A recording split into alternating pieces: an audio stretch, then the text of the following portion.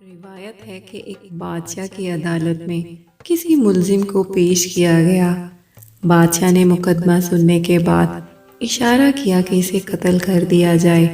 بادشاہ کے حکم پر پیادے اسے قتل گاہ کی طرف لے چلے تو اس نے بادشاہ کو برا بھلا کہنا شروع کر دیا۔ کسی شخص کے لیے بڑی سے بڑی سزا یہی ہو سکتی ہے کہ اسے قتل کر دیا جائے، اور چونکہ اس شخص کو یہ سزا سنائی جا چکی تھی، اس لیے اس کے دل سے یہ خوف دور ہو گیا تھا کہ بادشاہ ناراض ہو گیا تو اب بھلا معافی کہاں ملنی ہے۔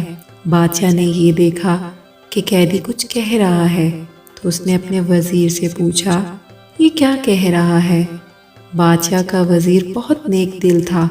اس نے سوچا کہ اگر ٹھیک بات بتائی جائے تو بادشاہ غصے سے دیوانہ ہو جائے گا اور ہو سکتا ہے کہ اسے قتل کرانے سے پہلے عذاب میں مبتلا کرے۔ اس نے جواب دیا، بادشاہ سلامت، یہ کہہ رہا ہے کہ اللہ پاک ان لوگوں کو پسند فرماتا ہے جو اپنے غصے کو ضبط کر لیتے ہیں اور اللہ کی مخلوق کے ساتھ بھلائی کرتے ہیں۔ وزیر کی بات سن کر بادشاہ مسکرا دیا اور اس نے حکم دیا کہ اس شخص کو آزاد کر دیا جائے۔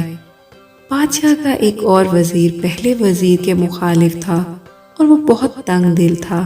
وہ خیر خواہی جتانے کے انداز میں بولا، بادشاہ سلامت، یہ بات ہرگز مناسب نہیں کہ کسی بادشاہ کے وزیر اس کو دھوکے میں رکھیں اور سچ کے سوا کچھ اور زبان پر لائیں، اور سچ یہ ہے کہ قیدی حضور کی شان میں گستاخی کر رہا تھا۔ غصہ ضبط کرنے اور بھلائی سے پیش آنے کی بات نہیں کر رہا تھا۔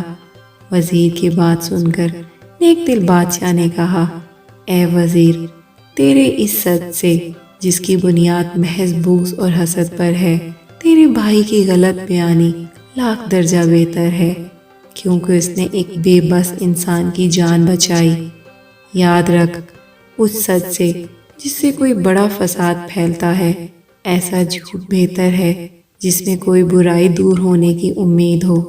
روایت ہے کہ اس کے بعد بادشاہ نے قیدی کی سزا معاف کر دی، جبکہ اپنے اس وزیر کو جو اپنے دل میں ساتھی وزیر کے لیے کینہ رکھتا تھا، موت کا فرمان جاری کر دیا۔ وہ سچ جو فساد کا سبب ہو، بہتر ہے وہ زبان پر نہ آئے۔ اچھا ہے وہ جھوٹ ایسے سچ سے جو آگ فساد کی بھڑکائے۔